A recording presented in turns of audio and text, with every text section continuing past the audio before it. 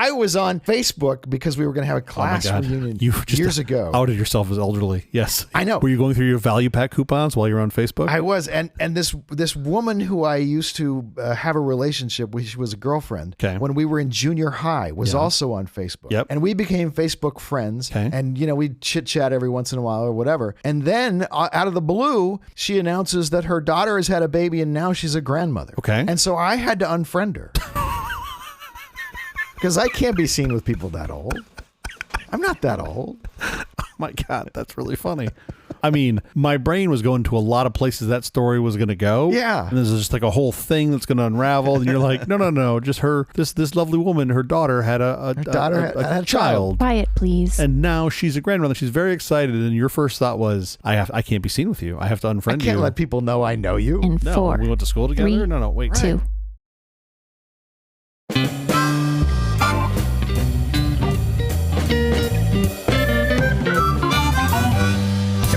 Company presents a truly terrible podcast. Welcome to Nonsense Season 2, Episode 4. I'm Jeff Parker. I'm Skittle. This is our take on the week's business, tech, and entertainment headlines. This time we'll look at meteorological methodology. Which one is that? Business, tech, or entertainment? Technically, that's tech. Weather is tech? Yeah, when you find out how this works, it's a ton of tech. Can I still quit? It's the National Day of Barkley's birth. Today we celebrate the birth of my dog, Barkley. 7 years ago, the perfect animal came into this world to show us the way to a better life, including the importance of napping, massively celebrating the arrival of anyone returning to the house, and intuitively knowing that the mailman is the spawn of Satan. I wouldn't say that's intuitive. I mean, he literally has horns and a 666 tattoo on his back. But none of us noticed it before Barkley was here. You talk about how smart your kids are. I'm going to talk about how smart my dog is. Your dog is? That he could figure out that the devil's your mailman? Sure. The thing is, it's not holy water that works on him. It's those little value pack coupon things. They just burn his hands. It's also Observe the Weather Day. One of the most important necessities of early man was shelter. When braving the wilds in search of food and safety, the weather was just as dangerous as the wild animals if precautions were not taken. Several thousand years ago, the early man studied the movement of the wind, the humidity in the air, and the hue of the clouds. In time, they learned the truth that bad weather was a curse from the gods that could only be assuaged by killing beautiful virgins. So their version of the Doppler 7000 must have been something totally different. There were screams involved, yeah. I felt like there would have been a good role back then, whatever, 500 BC, whenever this was, for them to just be like, maybe this isn't so great being a virgin. Maybe we should do something else. Quick, don't be a virgin. Stop being a virgin. What are you thinking? As they're carrying you up the side of the volcano. Also, as the priests are hauling you up to the top of the volcano, I promise you, not one of them made it as a virgin by the time they were thrown in. And that's why it never worked. It's also NASA's Day of Remembrance. Space exploration is perilous, yet scientists and astronauts accept this challenge bravely. This day commemorates the members of the NASA family who gave up their lives to advance the cause of space discovery. The crew members of the space missions Apollo 1, Challenger, and Columbia. It was this time of year when I distinctly remember the Challenger breaking up, and that was not a fun day. While we're on the topic of space endeavors, fuel tank and booster have been stood up over at USC. Yeah, this is actually super cool. I think they stood up the fuel tank, last week, something like that? Yeah. We should link the video in the show notes. Oh, yeah, we should. Well, it was last week. Was there some news coverage on it? The solid rocket boosters are already standing vertical, I think, and those things aren't exactly light. How much do they weigh? What's a solid? Now, this is empty, right? I would hope so. They didn't get one that was full. It's not like an Estes rocket that has the full explosives inside of it, right? No, it's Newsom's escape plan. When the zombie apocalypse comes, he's going to go run down to the Endeavor and just fire it off. That was the plan. Smart man. He's a very smart man. Why is there a giant sunroof in the top of the building over the Endeavor? He's like, no reason. What are you seeing? What are you talking about? I don't see anything. I'm assuming they're empty. Those things are full of very toxic to humans chemicals, but it's pretty cool. It's really cool to see this, and I don't know when they're getting the Endeavor stood up, but I think it's later this year. Should be pretty exciting. What will the total cost be to get this thing standing? This thing's really big and heavy. Yeah. No, it was like $1,800, I think. All wow, in. I had not expected it. Yeah. To be $1,800. Yeah, you can't even buy half a Vision Pro for that. Do you? No, I think it's like. Do you tilt it up before you build the building, or do you build the building I would hope first? so. I hope they don't build the building and then go, oh shit, we forgot to put inside the fucking spacecraft. I'm not thinking you have two small glass doors where people can come in and out, and you got to, I got to fit the rocket in there. It's like a car dealership. I'm going to take my kids to the car dealership. I'm like, Daddy, how do I get the car in here? And you don't tell them about the big glass panel doors that open. Sure. No, I believe based on the little bit of video I've seen, they've got like the base of the building is built. They're going to put all the shit inside and then build the walls and the roof over it. I think that's the Oh, that's fascinating. $480 million, right? I think it's something like that. Yeah, they've raised like $300 million. It's basically $500 million, which is kind of insane. But when you think about what you're doing here, this is definitely a one-off engineering project. Go USC. That's fantastic. Yeah. How's your week going? Well, you were making me sad there. I feel like I had to follow the NASA's Day of Remembrance, but now fortunately I feel a little more excited about the Endeavour being stood up. My week so far has been good. I went and saw MJ at the Pantages, which was really fun. This is the sort of the story of Michael Jackson. It basically is a concert. I mean, you're really going to a Michael Jackson concert. It's a jukebox musical. Am I right? I believe so. It's just a bunch of his songs. But the Pantages is great, and the performance is amazing, and the choreography is amazing. The storyline is pretty thin, but that's not why you're going. It was a lot of fun. What is the storyline? This kid from Indiana. I don't remember where he's from. Yeah, Indiana. I think Indiana comes and sings, and he's really good, and he gets a record deal. Yeah, starts young, burns his hair, starts taking drugs. Drugs affect his performance. Mortgages his house for dangerous tour. Makes $1 bajillion. Wow, good story. There's a lot of mortgage in there. A lot of mortgage. CBS wouldn't pay for the Beat It video. I didn't know this. Yeah, it was like about gangs and things, and they were in no way in. So he wrote the check himself, $150,000 to make this thing for the video for Beat It. Yeah, massively successful. Extremely hard for me to think of the Beat It video without thinking about Weird Al Yankovic's Eat It video, which I also thought is awesome. Like in my mind, they get blurry. When I think of the Beat It video, what I always think is the pool tables have no pockets. That wasn't pool. It was a different game, right? It's Karam billiards. They just went down to where those really rough gangs hang out at the Karam parlor. It's supposed to be a really hard game to play. That's why there's gangs. It's shot in the same place, the Morrison Hotel, where the Doors cover was shot. Is it really? Yeah, it was called the Hard Rock Cafe. It's the same place that gave the inspiration for the name for the London restaurant. There's Karam tables in there? Apparently. I mean, I know you had to do it on a budget. I can't imagine they brought in, hey, you know what, let's bring in some Karam tables here. The first location they were gonna shoot at was ping pong tables. And like, can we get something a little more gruff? And they were like, well, we have these Karam tables. Well, we have to go back a couple of weeks to an episode called The Pause That Refreshes. We talked about putting out items that help birds make nests. We have been alerted not to put out hair for birds' nests, human hair. The tiny baby's feet and legs can get tangled in the hair, and they can't get out of the nest, and they die there. Generally, dried grasses and natural fibers are okay. Stick to natural materials in the natural environment for that species. Household stuff is a bad idea. String, twine, yarn are all bad, as well as fabrics that contain those things. I'll put a link about this in the show notes. We love learning about all things, so keep us alert. If we say things that are crazy, let us know. So wait, I'm not supposed to put out the whiskey and the salami and the little baby jacuzzi that I put out for them? That's not? Well, I might come over. I'd love to see you get into the bird jacuzzi. Your wrist dangling in the bird jacuzzi. As an update on this, they are still destroying my furniture. Are they? Yes, I would like some advice. They're very sophisticated birds with furniture. Yeah, they just want something from Restoration Hardware is really what they want. Actually, I have real owls that live in the trees, but apparently there's not enough to deter the birds. Shall we get to our headlines? Please be a no Musk day. Please be a no Musk day. A Boeing passenger jet's nose wheel fell off just before takeoff. This has nothing to do with Elon Musk. Oh, fuck. All of a sudden, talking about Musk sounds better. Yeah. I am generally the one who delivers the nasty aviation stories, and I'm usually pretty comfortable with them. This one in particular strikes me as really bad. Really, really bad. Well, clearly there were lots of bolts, and then there were fewer bolts, and then eventually there was one bolt. No bolts. And that bolt went away, and the wheel rolled away. They saw the wheel roll away down the runway. 982, Roger. If you'd like to start your taxi down the runway, and just let me know. Roger that. Delta 982, this is the aircraft looking at you. One of your nose tires just came off. It just rolled off the runway behind you. This literally happened in Atlanta. This was on, what, a 7.5, right? A 757? Correct. And there were 200 people loaded on board waiting to take off. And it was an old-ass plane. It was like a 32-year-old plane. 1992, in 92, yeah. So it's an old plane. Still... Because, like, you wouldn't know if you were on the plane. I don't think there's a wheel-off sensor. I think they skipped that one, right? Like, there's not, like, a sensor for, you would like to wing think off. we could all just assume that the wheels are there. So they took the passengers off and then put them on a replacement flight. There were no injuries. All that was fine. I think the plane sat. The plane went back into service the next day. Yeah, they couldn't find the bolt. They just put the wheel back on. Hopefully it brought some new bolts in. No, just put a coat hanger in there. It'll be fine. Atlanta Airport holds the title of the world's busiest with 93 million passengers. Yeah, this is nuts. A year. I think this thing was literally on the runway for like 3 hours. And my hunch is they did not come take the passengers off an active runway. My hunch is they left them on the plane. They got a tug and brought the plane back to the terminal or something? They towed it in. Yeah, I think they towed it back in and took them off. This one in particular, I'm not losing a lot of sleep over because it was a super old plane. Right, it's not a brand new plane. But still, you would think maintenance would check those once in a while. I'm the only idiot that actually checks the lugs on my truck and trailer before I take it out just because, you're supposed to, but no other humans do. Because you should. Yeah, I'd like my wheels not to come off. Alaska Airlines is saying they found lots of loose bolts. Most of them, I think, were loose. That's crazy. Yeah, no, that's insane. Crazy is being able to get 2 little bottles of Woodford Reserve on the flight at the same time. That's just crazy. Not checking the bolts is fucking insane. Let's not take back the word crazy for things that are literally batshit insane. Design drove $10 million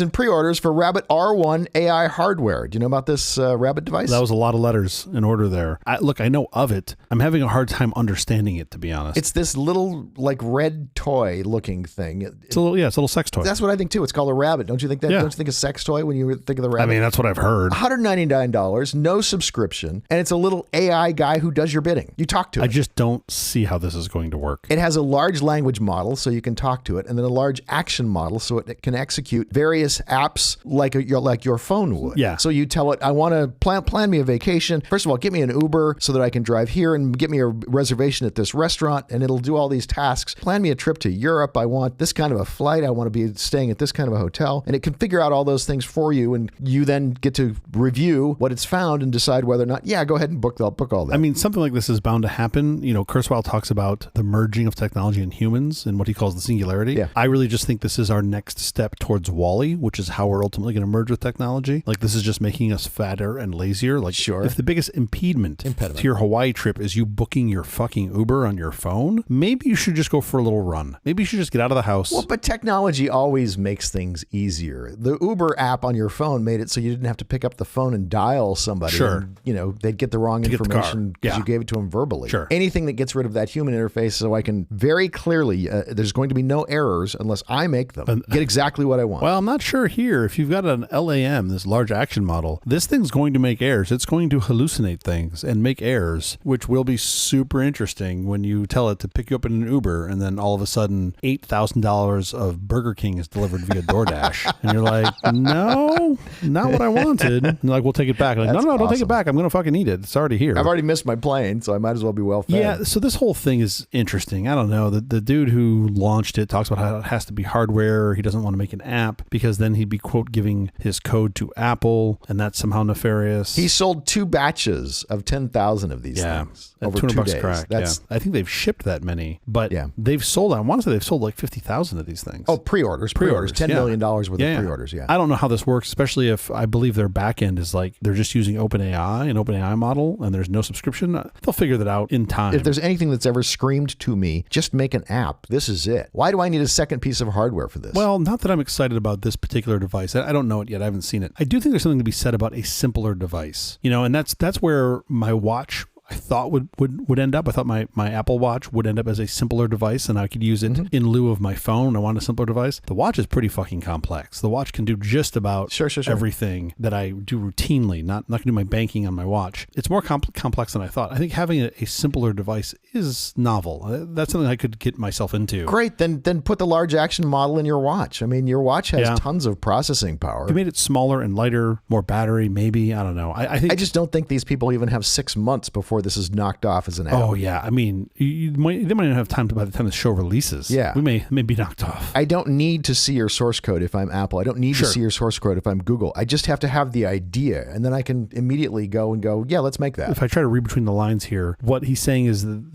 their real value is in this LAM, this large action model. And my thing is, nobody has more actions than Apple and Google. And if they just got some users to opt in to action tracking, which would give them a few hours, they can have it. Yes, they'll have it. They'll have it times 1,000. Sure. There's not really a lot to protect there, but we'll see. I think the watch is probably a great place to put this thing if you're going to have a large action model and a large language especially model. A large action model perfect. running in the cloud. I mean, that's my biggest problem. Yeah. My watch doesn't work well when asked to do AI tasks and it's not connected to the internet. Apple Vision Pro has gone on sale. Did you order your Apple Vision Pro? Maybe. You're not telling? No, I don't want a bunch of people with guns come over my house on February 2nd, allegedly. To come and take your Apple Vision Pro? Well, these things are like $5,000. There's a bunch of people picking them up in the store, and I'm like, I don't know about that. Do you really want to be walking out of an Apple store on Friday afternoon with an Apple bag? Like, too obvious. That says, come take my things. I don't know. The process is pretty interesting. I've been following a decent amount of the threads on Threads that people are talking about their experience and what's happened. It seems like the pickup was a problem during the pre-orders. There's a whole bunch of different headband sizes and light seal sizes. You, right? Yeah, it's pretty cool. There's like a face scanning app that works inside of the Apple Store app. on your iPhone, and it scans your face to then determine what size light seal you need, which is kind of cool. What are your thoughts about apps? YouTube and Spotify are not going to launch Apple Vision Pro apps. Netflix is not going to. Meta is probably not going to. Sure, they're not going to be out there in the first run. Maybe it'll take them some time. Right. This is a whole different paradigm for building things. I don't think folks... What is the first run? It's under 200,000, right? Something like that, I think, yeah. I feel like this is mainly for the early adopter fanboys and developers. And then there's going to be a Vision SE or something that'll come out in 12, 18, 24 months. Two or three iterations down the road. Yeah, They'll actually make an affordable version. Half the price. Right. But they're trying to get the ecosystem established. Certain number of developers just will find it faster to throw their credit card out than to fill out that developer application. Well, look, if you're really trying to build something here, throwing a couple grand at some goggles, sure, who cares? Is just part of the tax of paying to build this. This was a completely unrelated story that we weren't going to cover, but I think it's kind of interesting. Apple's phone, the newest iPhone, it is OLED. Yep. So the actual LEDs are the actual pixels, emitting light, giving you the actual color, right? And so when you turn the color down, when you turn the brightness down, the color shifts. Okay. So you have to find a way to turn that down without making the color shift. And so what they do is they turn it off, turn it on, turn it off, turn it on. They're strobing it at you at whatever rate so that you're just seeing less of it, and it appears to be dimmer. Interesting. They were flashing it 240 times a second. Okay. So basically you can't tell how bright this light is that's flashing at you. Yep. And people are complaining that they look at their iPhone at night before bed and they can't sleep. Because they're putting black in between. I mean, don't most people, myself included, when staring at their existing devices, be it a TV, iPad, phone, whatever, don't you have problems sleeping at night? Like, haven't we sort of resolved that it's I don't know, because I don't. That it's the blue light? Researchers at the University of Manchester in the UK don't think it's the blue light at all. It's not settled there at all. They think it's the yellow light. The yellow light is worse. I'll put a link in the show notes with to a Time magazine article about that. I've definitely noticed a difference between me staring at screens before bedtime and not, and how I fall asleep. Yeah. This is super interesting. I do want to do a segment about sleep shortly. For sure. Okay, enough with the headlines. Up next, we're going to talk about the weather. This show, I quit.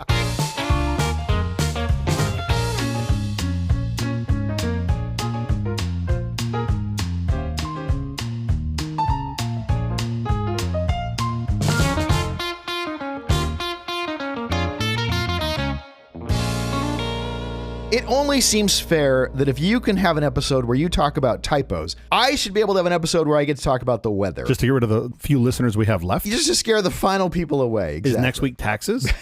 Maybe. We've been having crazy weather all week, and since today's Observe the Weather Day, I thought we could look at how we forecast the weather. It's not crazy. It just rained. Are you talking about in Southern California or just at large? Well, I was meaning the whole country. Oh. I mean, it's been freezing in the center. I don't think about those people. Let's talk about how we have predicted weather historically. Yes. In fact, kind of an interesting way that is still predicted. There's a cat weatherman of Hiroshima. What? In Hiroshima, Japan, a ginger cat named Yuno Gaya is a local celebrity for his uncanny ability to predict the weather. First of all, it doesn't sound right to call this cat a ginger cat. Isn't that a little derogatory? Yugonaga would curl up and sleep soundly before sunny days, but restlessly pace and meow before rainstorms. His owner started documenting Yugonaga's forecasts, which turned out to be surprisingly accurate. Tourists and locals alike began relying on Yugonaga's purrs and paws to plan their days, making him a beloved weather icon. And basically, he could just detect changes in atmospheric pressure. Is that what we're talking about here? That's probably what he's doing. Like the dog that barks before the earthquake comes, and you realize it just hears the P wave. Yeah, exactly. Okay. Or it could be sensing the amount of moisture in the air. There's a number of ways that you could get a local forecast from. This is why nobody talks to me at parties, because I just go over to wherever their shitty make-believe story is, and I'm just like, well, here's what's really happening. And just blow it. I'm just like, can you please go away? Well, here's a hard one for you. Puxatani Phil. On February 2nd each year, Puxatani holds a civic festival with music and food, and during the ceremony, which begins well before winter sunrise, Phil emerges from his temporary home on Gobbler's Knob. That's a softball. And according to tradition, if Phil sees his shadow and returns to his hole, he's predicted 6 more weeks of winter. And if Phil does not see his shadow, he's predicted an early spring. I only have one thing to say about this. Is it too early for flapjacks?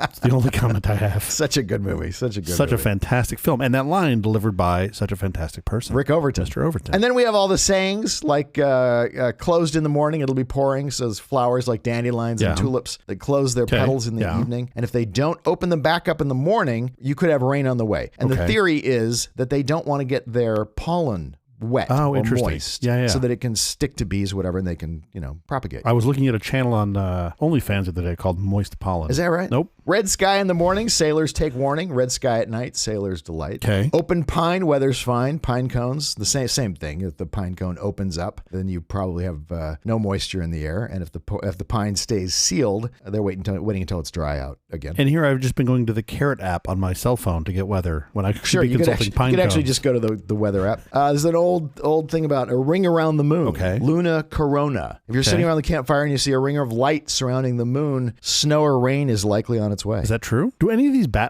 you have percentages on any of these? I don't think these are probably batting high. Punxsutawney Phil's got to be sub 300, right? I mean, you would think he'd be 500, but Pretty horrible, yeah. Right? Rodents predicting weather. do you think Punxsutawney Phil actually knows what's going on? Like he knows this game, and then he just comes out just to fuck with people and goes the other way? I think he's got to be super stressed. He's being awoken from a sound sleep and held up in front of a crowd. Good point. This poor animal. Yeah. So the Dodgers are on a while back, and the announcers are discussing whether or not an upcoming game is going to occur because of the weather forecast. Okay. And an older former baseball player announcer says, "What do the weatherman know?" Ha, ha, ha. And Joe Davis, one of our younger announcers who's much more science aware, says, actually, they know a lot. Yeah, of course. I like how I'm now currently grumpy when the rain forecast is off by 30 minutes. Oh, yeah. They're predicting rain 3 days ahead of time. I'm like, well, they said 1 o'clock and it's 2 and it's not here yet. Do you ever look at open weather and it tells you it's going to start raining in 10 minutes? Does it stop raining in 45 minutes? It gives you such amazing local data. I use this a lot as I was camping this past weekend. I use it to know how terrible it's going to be when we're out camping, and it helps. Did you get rain when you were out camping? We did. Not that bad, but it did enough to make it messy. We had crazy rain here, and I thought about you. Not nearly as much as you guys got here. So how do modern scientists forecast the weather? Maybe we could have more data points than a cat and a flower. Well, how do meteorologists get their data? I mean, I'm assuming it's much more advanced. I'm assuming they have a webcam pointed at the cat, and then they look at the cat, and then depending on what the cat does, they then have software that interprets the cat. There's an AI model that says the cat is currently curled up, and then it says it'll be sunny. And that's how we know the weather. That's how your guy on Channel 5 is telling you the weather. Who's the woman on Channel 11 who dresses in the short like she's going to a club, and there's like a drummer behind her? What? The sound of like drums are playing behind. I really want the drummer to be on the set. Sure. And the camera pans over and you see the drummer just sitting in the corner going at it. I have never seen this. So, some of our weather reporters in Los Angeles are not really meteorologists. Sure. Yeah. Big surprise. Something in LA is fake. Weird. Shocking. Weird. Weather forecasting has improved over the years. Yeah. The 7-day forecast can accurately predict the weather about 80% of the time. That's impressive. And the 5-day forecast can accurately predict the weather approximately 90% of the time now. That's really good. However, a 10-day forecast or longer is only right about half the time. Yeah, so basically what you're telling me here is I should stop looking at 10-day forecasts because you're flipping a coin. We're going to get better. Of course. We're not great at it now. But today I should just go with a cat. Yes. Okay. Hurricane tracking has been improved by 30 to 40% since the 90s. Hurricane tracking is insane. Yeah. Like when you see the maps and they're telling you with accuracy measured in the tens of miles where this thing's going to land. That's just incredible to me. And it's fascinating how they gather the data and where the data centers are. We'll get to that in a second. I have questions about that. We get this data extremely cheaply. Okay. All this weather data we get very, very inexpensively. Alibaba? Did you go on Alibaba and buy it? Yes. Okay. The annual budget for the National Weather Service, the NWS, is approximately $1.2 billion. I'm sorry. I thought you said we get this data pretty cheaply. For what we get, hang on, you're going to see how much data we're getting. Right. The NWS is part of the National Oceanic and Atmospheric Administration, NOAA, which is an agency of the Department of Commerce. That makes sense. The first set of data we get is from the Automated Service Observation Systems. The ASOS. Yeah, there's around 900 of these around the country. Okay. They're primarily at airports. They give us temperature, air pressure, humidity, cloud cover, wind direction, and wind speed, automatically reported back to the National Weather Service. Okay. That same data is also broadcast on a special radio frequency for pilots to gain intelligence about their destination airports. This sounds super smart. That's how they know before they take off, oh, there's rain there. Yeah, what they have to be prepared for when they hit the ground. Then there are the unpaid volunteers. Precipitation, snowfall, all of that is measured mostly by hand by civilian volunteers. We don't have a way of doing it in an automated way that's as accurate as we have right now, getting it from civilians. Really? They operate 9,000 cooperative observer system sites across the country, and they each follow a very strict protocol to report their daily measurement to the NWS. I assumed most of these things you could automate, like even like special precipitation. I thought that you had like little test tubes that would capture water and then tip over or something like that. It's mostly done by hand. The data is crucial for establishing long-term weather trends. That's impressive. These people deserve awards. There's also a group that are called Skywarn. That sounds way more interesting. Yeah, there are 350,000 volunteers trained by the NWS on how to identify and report severe weather, like tornadoes, hail, damaging winds and flash floods. I wonder if the training for this is like the opening scene in Ghostbusters where they show them pictures and they're like, what is this? And he's like, True, false. It's a tornado. And he's like, the I'm polygraph. sorry. Exactly. And you just zaps them. That's how I envision this is going. These reports complement radar data and help the NWS issue more accurate and timely warnings for communities. Skywarn's contributions have significantly improved the accuracy and lead time of severe weather warnings, saving countless lives and reducing property damage. They serve as a critical early warning system for communities, allowing them to prepare for severe weather threats. I am interested just because I'm old. Like, I get how they do this now, right? This sort of interconnect is so simple now with IP. Like, that part's not even interesting. How did they do it before? How did they do it before? 40 years ago. I can't imagine. Right? Like, I can't imagine. Were they just phoning in reports and somebody was tabulating them? I'm not even sure this could have existed 40 years ago. Yeah. It's amazing the supercomputers they're using now can even crunch this much data. Just a big array of Raspberry Pis? That's what it is. That's if you set it up, that's what it would be. You're going to like this one because this one is planes that gather the data for us. Yeah. The Aircraft Meteorological Data System. Yes. You know about this. I do. Tell me what you know. There's a couple things. I think where you're going. I participate in some of the aircraft ADS-B data, the tracking data. Is that what you're talking about? No, wait. You're talking about weather. No, I'm talking about weather. I'm talking about actually in the airplanes. Oh. There are 43 airlines around the world who participate in this, including I don't know about this. Including the major U.S. commercial airlines like Delta, American, Alaska, Federal Express, who collect high-altitude meteorological data in flight. As a quick aside, I just booked a flight to Orlando on Federal Express. Did you? Yeah. They're really cheap. Federal Express and UPS fly a lot of planes. But they asked for my weight and how small I could fold into a box, which I thought was odd. That seems a little strange. Anyway. They communicate this data via satellite or VHF radio. Is it all automated? I'm assuming it's automated. Yeah, sure. The data is crucial to the accuracy of forecasts. There is no alternative to economically gathering this much data. That's insane. I mean, it makes a lot of sense. In fact, forecasts became meaningfully less accurate at the start of the pandemic due to the loss of much of this data as air travel took an enormous downturn. Do you know, there had to be like,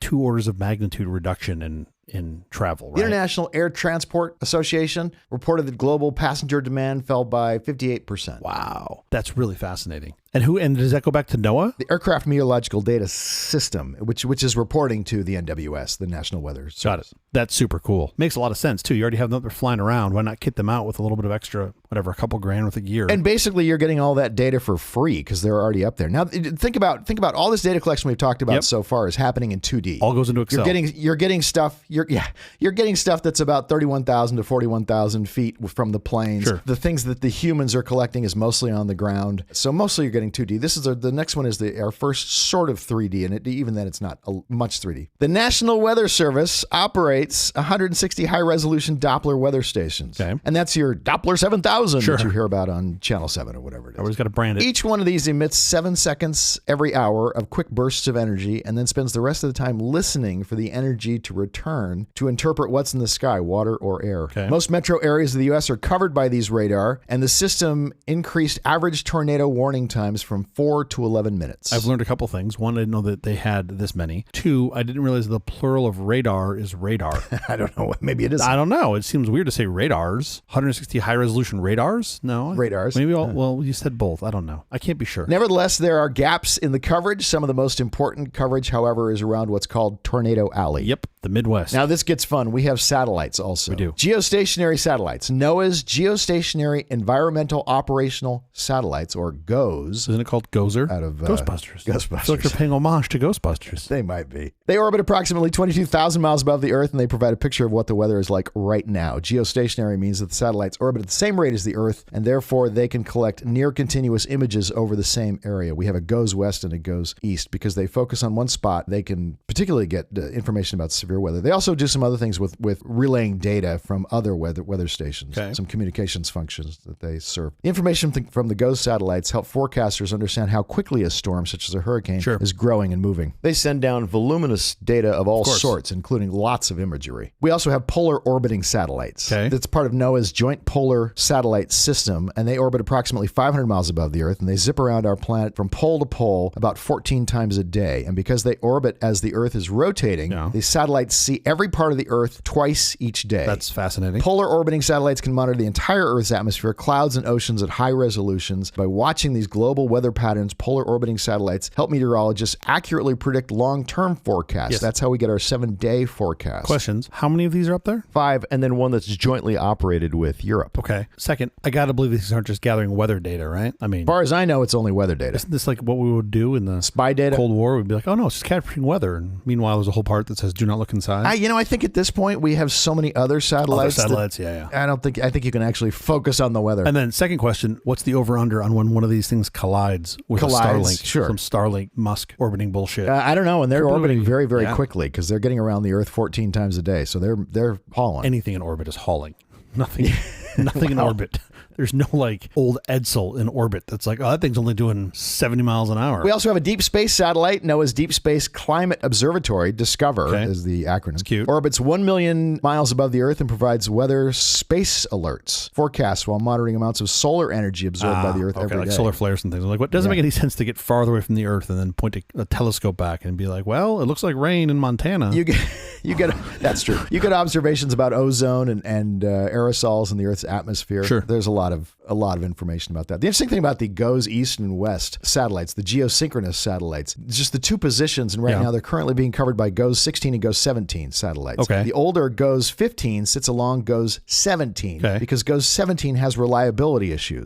So we haven't retired 15. 15 is sitting next to 17. Oh no, really? GOES 14 sits powered down in a storage orbit in case something happens requiring a quick replacement because these things are so important. So the entire staff of NOAA is basically like a dad of 3 kids that just like me that just keeps everything, and they're just like, well, we're just gonna keep GOES 14 powered down in case we need it one day. We never know. Well, because who knows? Anything could happen to these things, and you need that data. I get it. That is desperately. an 8-inch long piece of 2x4. I'm going to keep that. I never want to get rid of exactly. it. I might need that one day. It sits powered down in my garage. In this case, they're very happy they have GOES 14 and GOES 15. GOES 15 is actually still doing work. GOES 18 was launched in March of 2022 to eventually replace GOES 17 to operate as GOES West. Yeah, I mean, and the thing is, all your incremental cost is gone at this point, right? It's up there. Yeah. Right, sure. It's a couple extra hours a year to keep the thing floating around. Exactly. That's cool. And these satellites provide the communications for the most remote observation stations in the National Weather Service's operations, which are buoys. We have buoys? Oh boy, do we have buoys. Wow, do we have buoys. And they have their very own website, which I'll link in the show notes. The National Oceanic and Atmospheric Administration, NOAA, has 200 moored buoys that operate in harsh environments subject to powerful ocean currents, fluctuating strong winds, surging waves, sea salt, the sun's ultraviolet rays, cold temperatures, and even vandalism. There is a ship that goes around repairing these, and it's out at sea 6-7 months at a time, repairing,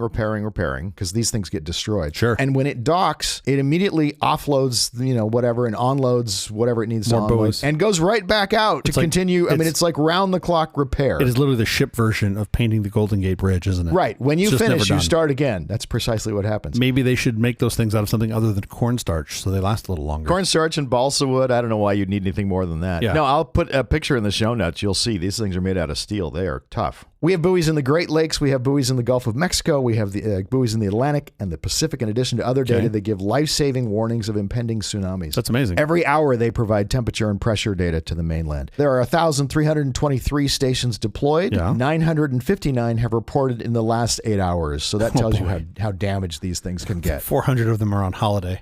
And they go around and repairing them. They're constantly being repaired. They put in new hulls. They power wash these things. They power wash all the shellfish that attach themselves to them. Roughly how big are they? Off of these things. I'm guessing they're small, right? It's a buoy. It's got to be like what, like 2-3 feet long? I'm going to give this to you in your unit. 7 feet in diameter and 16 feet tall. Oh, that's not small at all. That's large. And they're being held to the ocean's bottom with like a nylon cord that's 3 miles long. I mean, and they've got this special anchor they've created just for these purposes. Interesting. That doesn't move around. They basically like giant, they're like outhouses. 7 feet around, 16 feet tall. Roughly the size, for like a large giant. Just floating around out there, collecting data. I've not heard them described quite like that before. They provide data that's vital to fishermen, cargo ships, the U.S. Coast Guard, underwater operations, offshore drilling, platform managers, surfers, and coastal communities. Love it. It also is how we collect most of our climate change research because you can see it the most from the buoys. Sure. The buoys are generally placed about 120 to 180 nautical miles apart, depending upon their position in the array, especially around the equator. We have these really nifty arrays. And the engineers designed the buoys to be robust enough to persevere through significant significant storms. The placement of the weather sensors is very important. For example, the wind sensor has to be placed high enough to accurately capture wind speed by reducing the effects of air-sea interaction. Interesting. That's why they're so tall. Yeah. Now, I'm assuming most of these are in waters that are near-ish to the U.S., right? We don't have stuff in like the Indian Ocean, right? Oh, we have stuff all over the place. I mean, yes, it's mostly Atlantic and Pacific, but we do have buoys that are all over the place. And we actually have, like, South Korea allows us to have Doppler radar in South Korea, which gives us a tremendous view on another part of the world. It's really useful. Yeah, of course. Part of the problem with all this weather stuff is weather's not local. Weather's global. Yeah, of course. And so what you really need is all of the data from the entire globe. The satellites help with that a little bit, but you really need everything you can get. I got to assume that radar data comes in handy too when somebody tries to lob a 8-ton ICBM our way. I'm sure it's partially why we have radar stations there. It's not just we'll tell you if it's going to rain. We also want to know if we're about to get blown up. Board buoys collect wind speed and direction, wave height, movement, air pressure, air water temperature, dew point, and salinity. The data is transmitted in real time to the GOES satellites that we talked about earlier. The GOESers. And it's made available on the National Data Buoy Center website. I'm going to send you the link. This thing is fascinating. Buoy data? Buoy observations are also fed into computer models that the National Weather Service meteorologists use to develop forecasts and climate forecasts. The observations provide forecasters real-time information that they can use to issue life-saving weather warnings to make crucial adjustments into aviation or marine forecasts. Has anybody fed all this into like a current LLM? Oh, it's coming. And just say, tell us what it's coming. Just tell us what next year's weather is going to be. Just map it out for us. I'll come to that in a second, but this is now the first. We're coming to how we do weather in 3D, which is amazing. That's good because I live in 3D. You're getting a layer of weather when you look at the surface of the Earth. You're getting a layer of weather when you're looking at planes from 31,000 to 41,000 feet. You get that same information basically from Doppler weather, although it's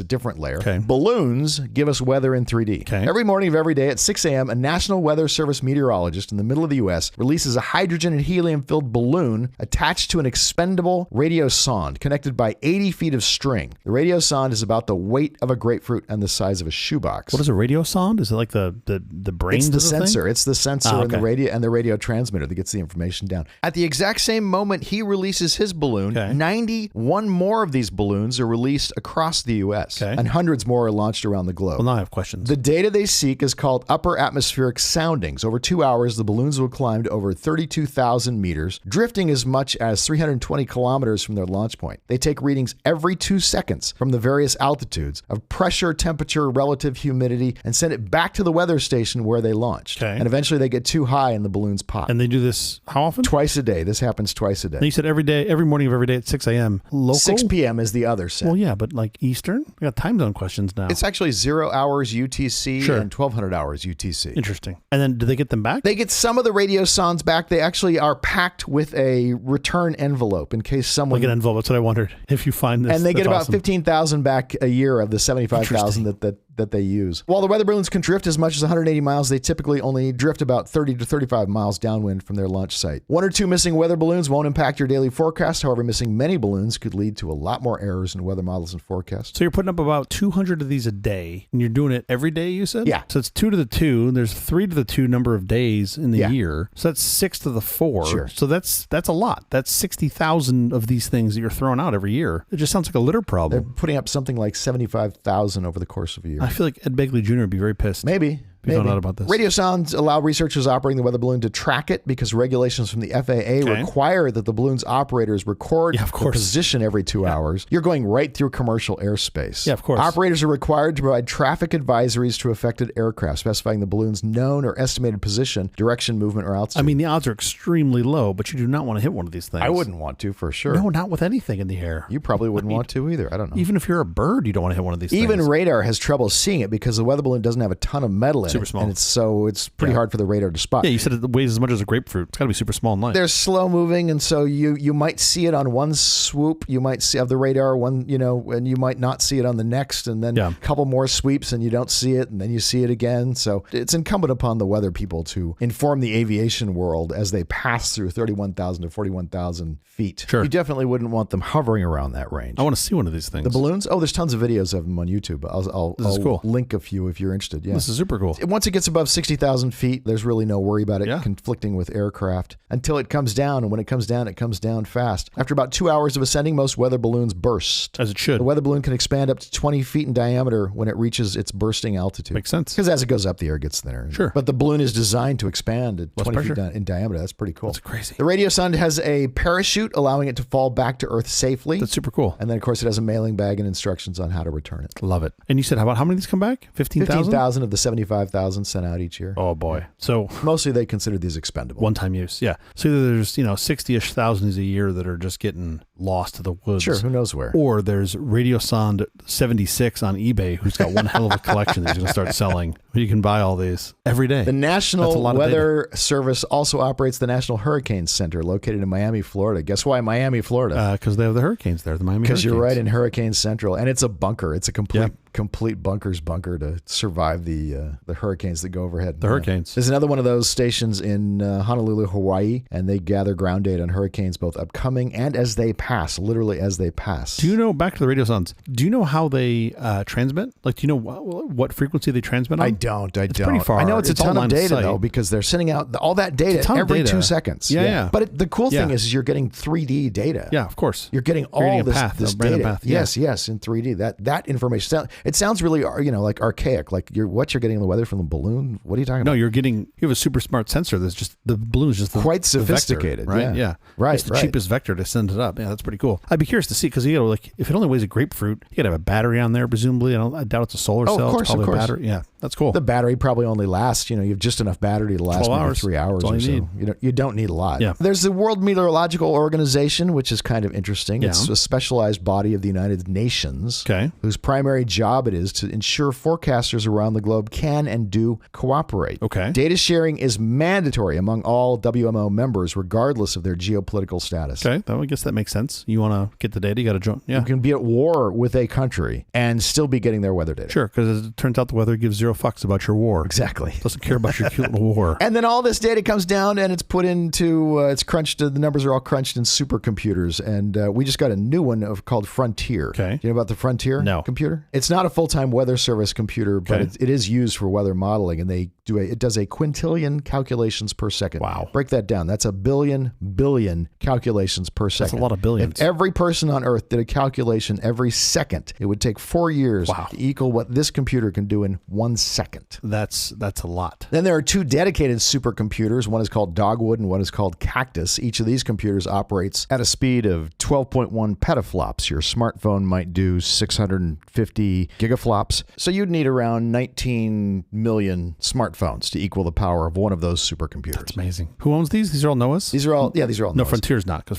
Frontier does something else too. Frontier's used for a lot of things. Okay. In Manassas, Virginia, that's the home of the Dogwood supercomputer, named after local native flora. Okay. In Phoenix, Arizona, is the home of the Cactus supercomputer, named after the desert surroundings. Better than calling it sand. More computing power equals better forecasts, and it's Moore's Law to the rescue again, because the more data power we get, the more we'll be able to know what's going on in the weather. There are some really cool, this is all forward-looking that you're talking about here, but there's some really good sites, one in particular called WeatherSpark that I'll put a link to in the notes, that shows you, it does a great job of visualizing historical data, like over the past 100 years, just so you can get a sense of like climate and snowfall and like comfort zones over time in a given time period, a year, a quarter, a month, whatever. Right. It's super cool. So I think more data equals more better. In the future, AI will help with all this data. Yeah, Supercharged data analysis, AI algorithms can analyze massive data sets of weather data much faster and more efficiently than traditional methods. This includes everything from historical records to real-time satellite and sensor data, allowing AI models to identify subtle patterns and relationships that humans are missing. Yeah, of course. This is a tie into the story from last week about the LLM that looked at fingerprints, and it was widely believed that fingerprints on the same hand were not, like, you couldn't get from one to the other. They were unique. Right. And they fed it an LLM or into a modern AI, and it was like, oh no, we can figure it out. Not true. We got it. And it just looked at it a different way. I presume the same thing's going to happen here. Sure. That's pretty cool. The thing scientists say is that landing a spacecraft on Mars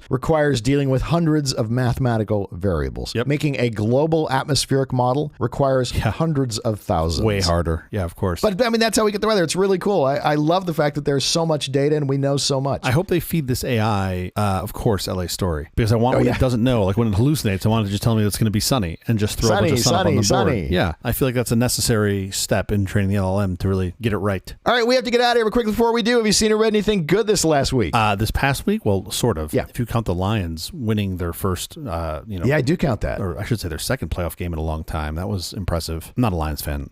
I kind of am now, but just because of the bandwagon. Sure. But I have one piece of Lions paraphernalia, which is a T-shirt that I had made after their perfect season. You know about this? Did I ever tell you about this? Yeah, you might have mentioned it once. Yeah, go ahead and say what it is. Last name is Owen, and the number is 16, which is Owen 16, which I think is hysterical. Hilarious. And I think if they make it to the Super Bowl, as it turns out, their quarterback, Goff, is number 16. I feel like I'm going to have to change it from Owen 16 to Goff 16. Sure. And it'll be the changing of the guard. Even though you're not a fan, you got to celebrate Detroit. I mean, yeah, I actually really do enjoy watching these fans that have just, for their entire lives, have watched the Lions just be terrible. But that's not really the coolest thing I've seen all week. The coolest thing I've seen all week was getting out into, there's a spot in the desert east of Palm Springs that I took my boys to. That's super cool, and it's known as Painted Canyon. And it looks like a canyon that someone painted. And you have this it's like a mini Grand Canyon. It's very cool. I'll put some links in. I hope nobody listens to the show goes there because I don't have to fill up. It's nice that it's secluded, but it's super cool. I'm glad you're keeping it a secret by telling people on this show. Give it a different name. It's called Airbrush Canyon. Let's call it that. You'll never find it. You'll never find we'll it. See. It's in Iceland. But now is when I get embarrassed because you will tell me something much cooler that you've seen this past week. I saw American Symphony, a deeply intimate documentary about a year in the life of musician John Batiste and his wife. As he attempts to compose a symphony and collects 11 Grammy nominations, his wife, writer Suliki Jawad, struggles with leukemia. This movie is tremendous, horrific, and gut-wrenching and glorious all at the same time. American Symphony on Netflix now. And not a surprise to me, yours is better than mine, as always. I don't know if it's better, but it's what a great documentary. It's fascinating. It sounds amazing. John Batiste was the band leader on the Stephen Colbert Show at the beginning. He doesn't do it anymore. Oh, I didn't know that. Really? Yeah. Oh, that's super cool. In fact, he was on there when they announced his 11 Grammy nominations. Oh, really? Yeah. Oh, that's so cool. I want to tell you I'm going to watch it, but it's unlikely because, as you know, I have 2 little children and I then have no nightlife. It's a good movie when you get the chance. I have no day life either. That is the episode. Thank you for joining us for all this nonsense. A truly terrible podcast from The Awful Company. Visit us on the web at nonsense.productions. I'm Stu Little. I'm Jeff Parker. If you like this program, please follow, download, subscribe, and like at Apple, Google Podcasts, Amazon Music, iHeartRadio, Spotify, our favorite Overcast, wherever you get your podcast or other tax information from. Podcastindex.org. Special thanks to our floor director, Tara Chandler. Thank you, Tara. We'll be here every Thursday morning for more nonsense. Please join us.